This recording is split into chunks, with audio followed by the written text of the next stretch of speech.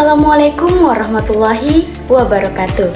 Kami mahasiswa Universitas Muhammadiyah Makassar, Fakultas Ekonomi dan Bisnis, Program Studi Akuntansi, Kelompok 3 Semester 1. Video ini dibuat untuk menyelesaikan salah satu tugas dengan mata kuliah pengantar bisnis dengan dosen pengampu Ibu Nur Hidayah SE MAK.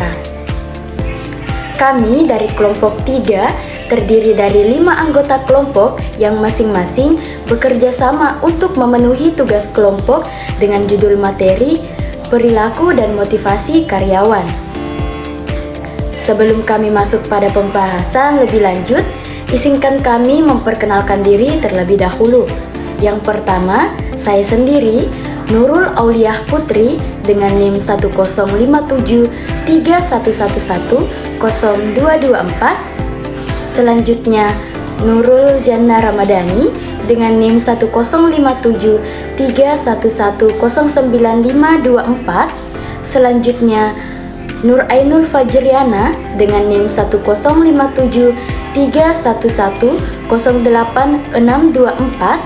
Selanjutnya, Mardina 1057311090024. Dan yang terakhir, Muhammad Al-Araf Mapisabi dengan NIM 1057311109424. Adapun topik pembahasan kita yang pertama yang akan dibawakan oleh saya sendiri Nurul Auliah Putri, yaitu dengan materi bentuk-bentuk perilaku karyawan. Materi kedua yaitu perbedaan individu antar karyawan yang akan dibawakan oleh Nurul Jannah Ramadhani. Yang ketiga yaitu mencocokkan pekerjaan dan individu yang akan dibawakan oleh Nur Ainul Fajriana. Dan yang keempat yaitu beberapa konsep dan teori motivasi dasar yang akan dibawakan oleh Mardina. Dan materi terakhir yaitu strategi dan motivasi kepada karyawan yang akan dibawakan oleh Muhammad Al-Araf Mapisabi. Bentuk-bentuk perilaku karyawan. Seorang manajer harus mampu memahami para karyawannya. Pemahaman ini penting karena berpengaruh terhadap kinerja perusahaan. Ada 3 bentuk perilaku karyawan, yaitu perilaku kinerja, kewargaan organisasi, dan perilaku kontraproduktif. Yang pertama, perilaku kinerja. Perilaku kinerja adalah serangkaian perilaku yang terkait pekerjaan yang dimana diharapkan dapat ditujukan oleh karyawan dalam organisasi. Yang kedua, kewargaan organisasi adalah mengacu pada perilaku individu yang memberikan kontribusi positif secara keseluruhan bagi organisasi. Dan yang ketiga yaitu perilaku kontraproduktif.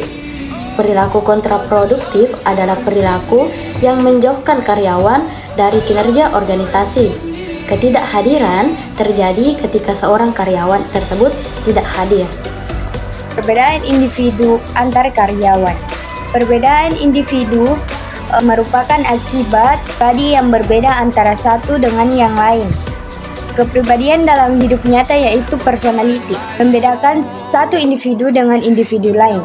Pertama itu kesetujuan, pengaturan diri, emosional dan ekstraversi dan keterbukaan. Yaitu dari kesadaran emosional. Konsep kesadaran emosional telah dikenali beberapa tahun terakhir dan juga memberikan pengetahuan menarik mengenai ada beberapa dimensi-dimensi. Yang pertama itu kesadaran diri, yang kedua itu mengelola emosi, yang ketiga itu motivasi diri, dan yang keempat itu empati, dan yang kelima itu keterampilan. Kepribadian lainnya dalam lingkungan kerja itu fokus kendali, efikasi diri, otoritarisme, diafinisme, harga diri, kecenderungan mengambil resiko.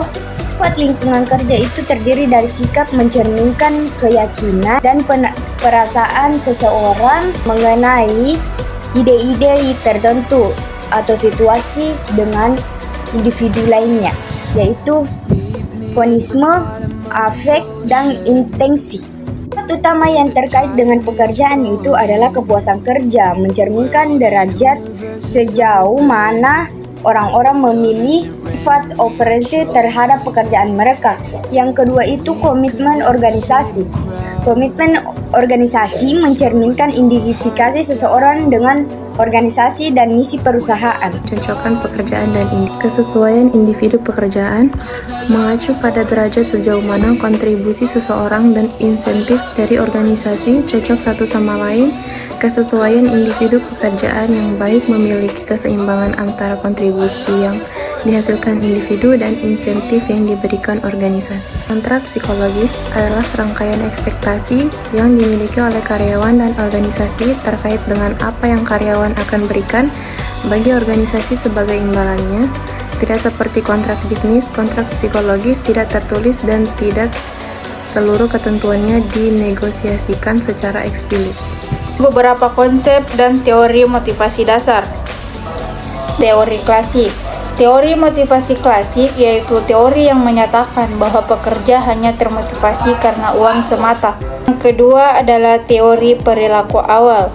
Teori ini bertujuan untuk meyakinkan para manajer bahwa mereka harus lebih banyak memperhatikan karyawan. Model sumber daya manusia teori X dan Y. Model hierarki kebutuhan Maslow. 3 yaitu teori dua faktor.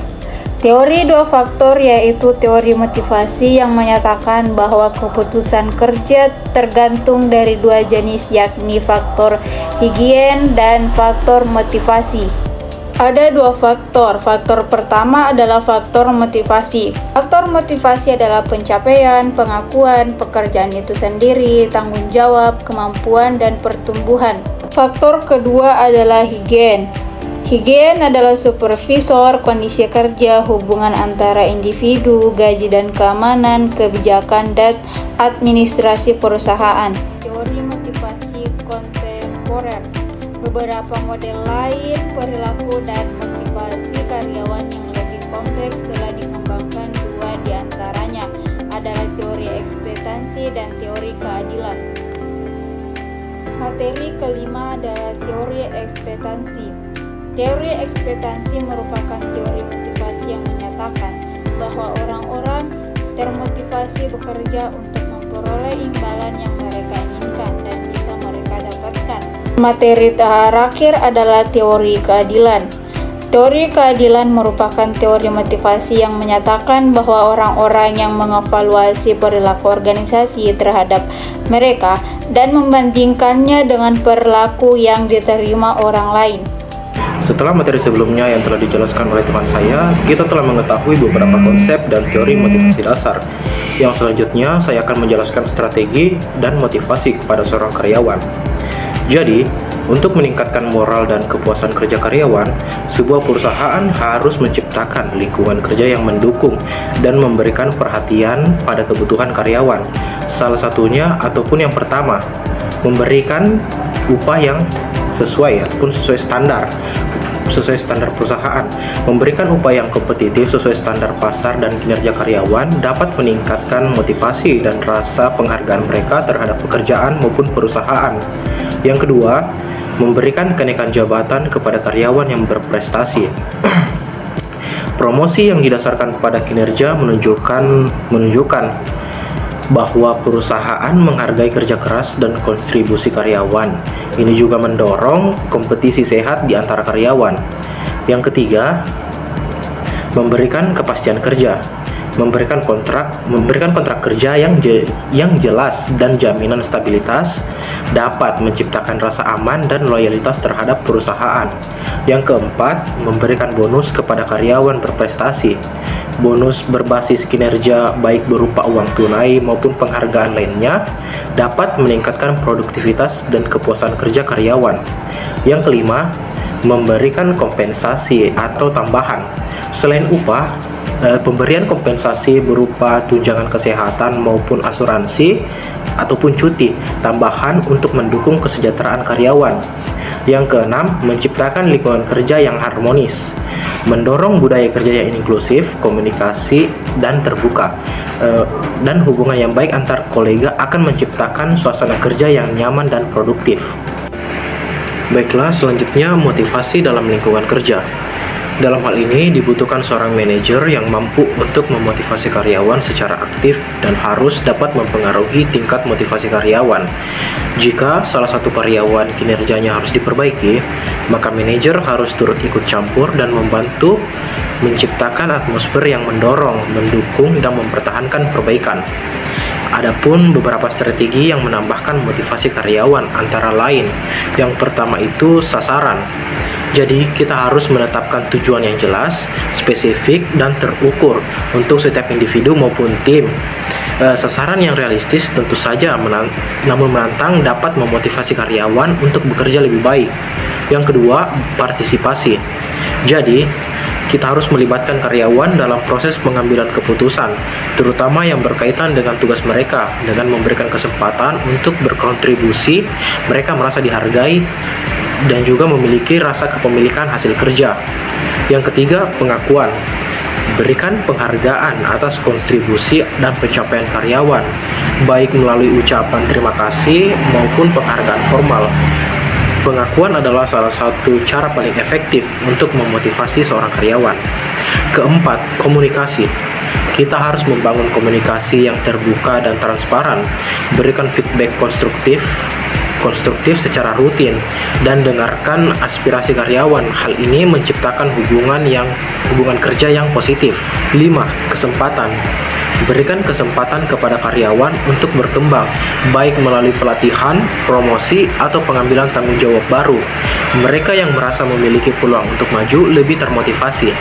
6. Kerjasama. Dorong kerjasama antar tim yang efektif dengan menciptakan budaya kolaborasi, saling mendukung dan menghargai peran setiap anggota tim. Rasa kebersamaan meningkatkan semangat kerja.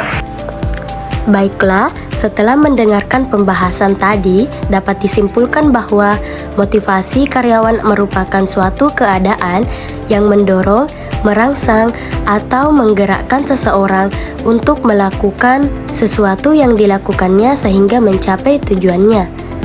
Menurut Taufik, pada tahun 2002, secara umum dapat dikatakan bahwa tujuan motivasi adalah untuk menggerakkan atau mengunggah seseorang agar timbul keinginan dan kemauannya untuk melakukan sesuatu sehingga dapat memperoleh hasil atau mencapai tujuan tertentu.